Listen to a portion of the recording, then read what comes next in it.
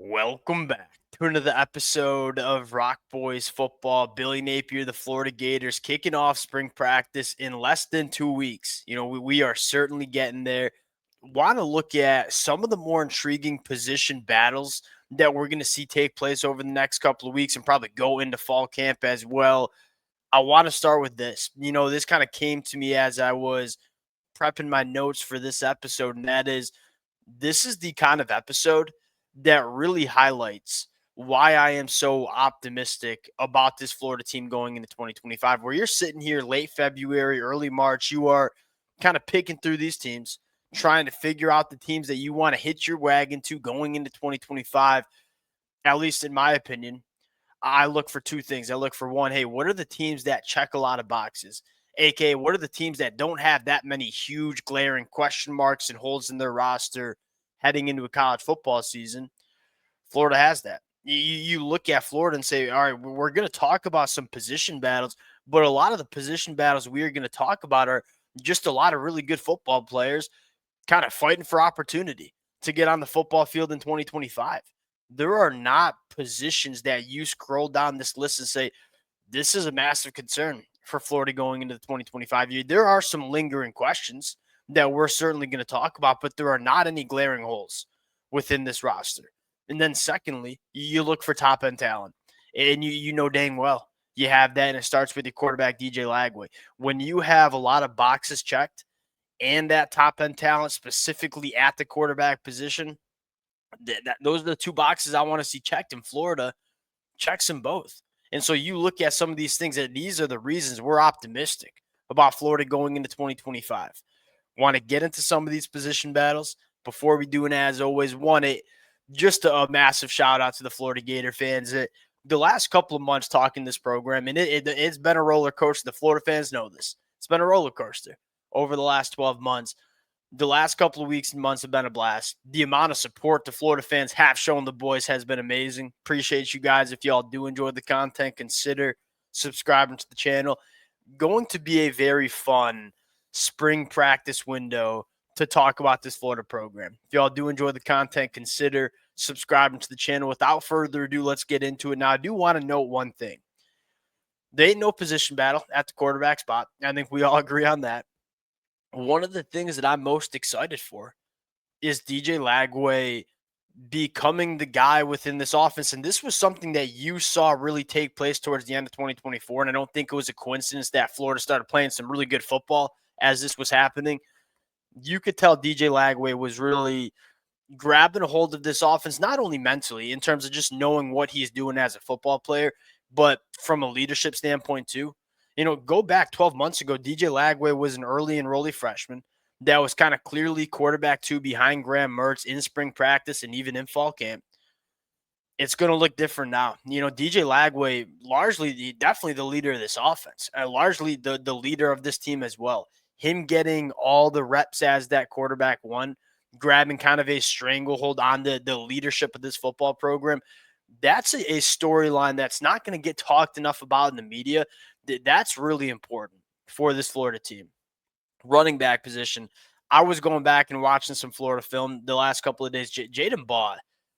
Look, we knew he was good as a freshman. Now, I don't even know if we appreciate how good this kid can be, how big he is, and how light-footed he is in his ability to make people miss, but also run behind his pads because you're a really big running back. I thought there was going to be a little bit more of a position battle. And look, Katie Daniels, Jacoby Jackson, maybe even the guy like Trayon Webb, like they're going to play. They're going to get opportunities. I think Jaden Baugh is going to be the workhorse of this Florida offense, running behind an offensive line that showed massive improvement. I think this rushing attack for Florida, combined with DJ Lagway coming back from the hamstring injury, going to be able to contribute as an athlete as well, which he really didn't get to last year. We talk about the passing attack and we talk about DJ Lagway. Florida's going to be able to run the football in a big time way in 2025, and I think Jaden Baugh is going to play a very big role in it. Wide receiver position, to me, the most fascinating, maybe second most fascinating position battle you're going to see on offense.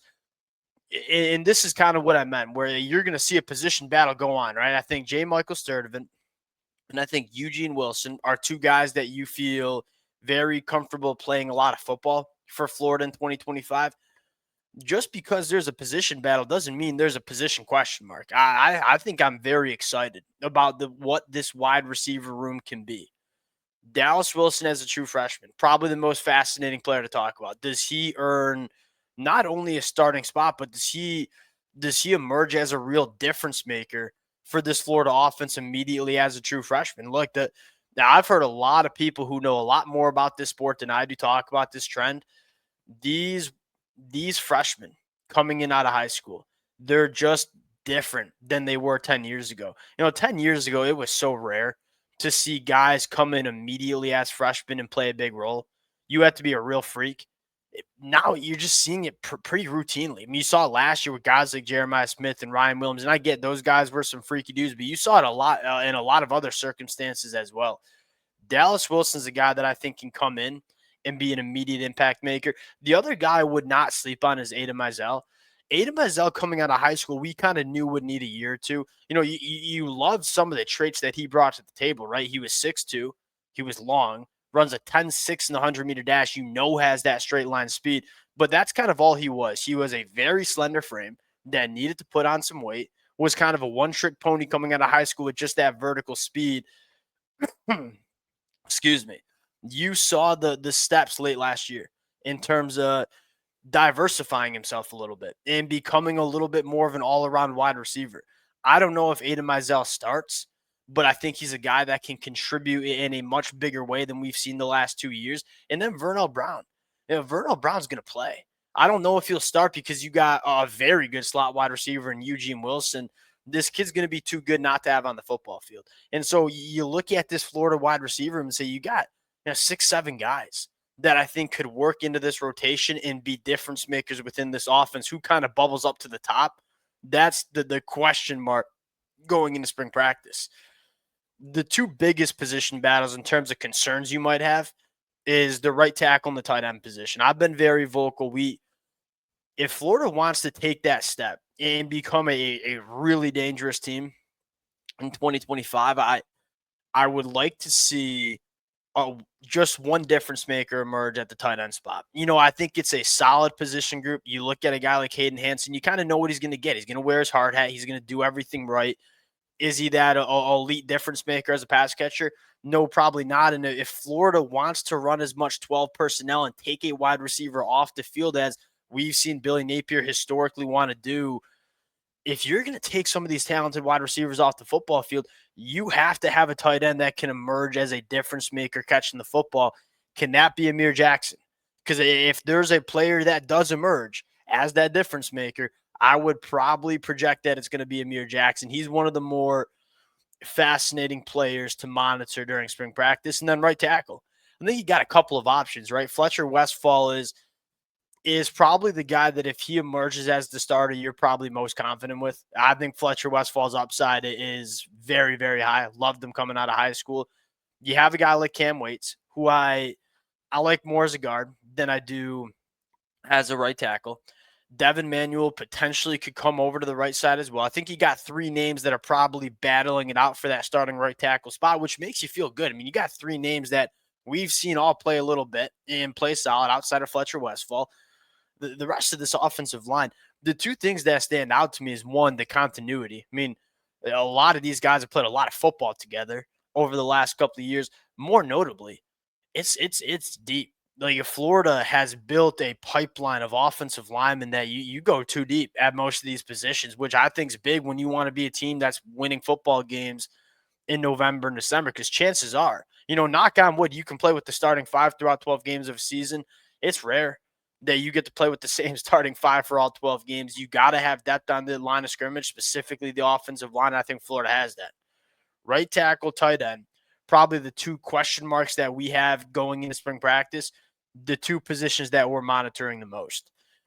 Going over to the defensive side of the football, to me, there's just, and this is kind of what I mean by, like, we're going to have a lot of position battles. There ain't a lot of positions I got question marks about. The one position I probably do have question marks about is the inside of the defensive line.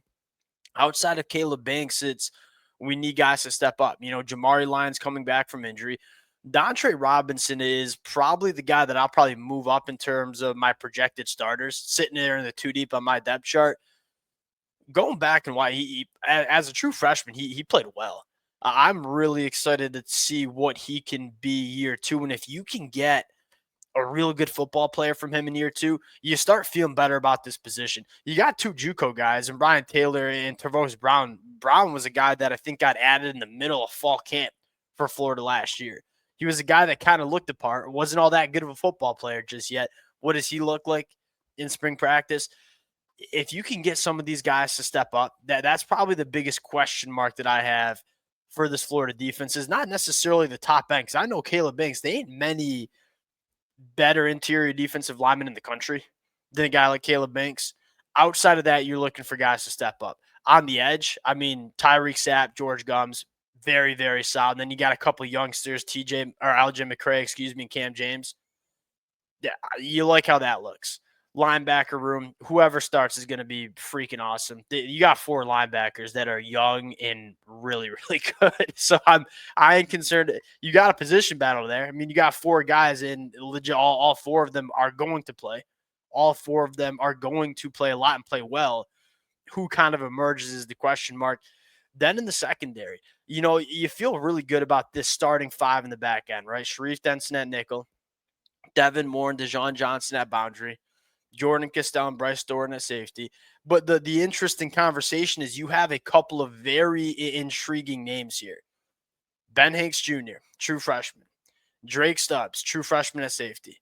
And I would throw in a guy like Kermani McClain. And look, Jameer Grimsley would have been a guy I threw in there. But obviously with the offseason surgery, we'll kind of wait and see with Jameer. I think he's going to be a good football player.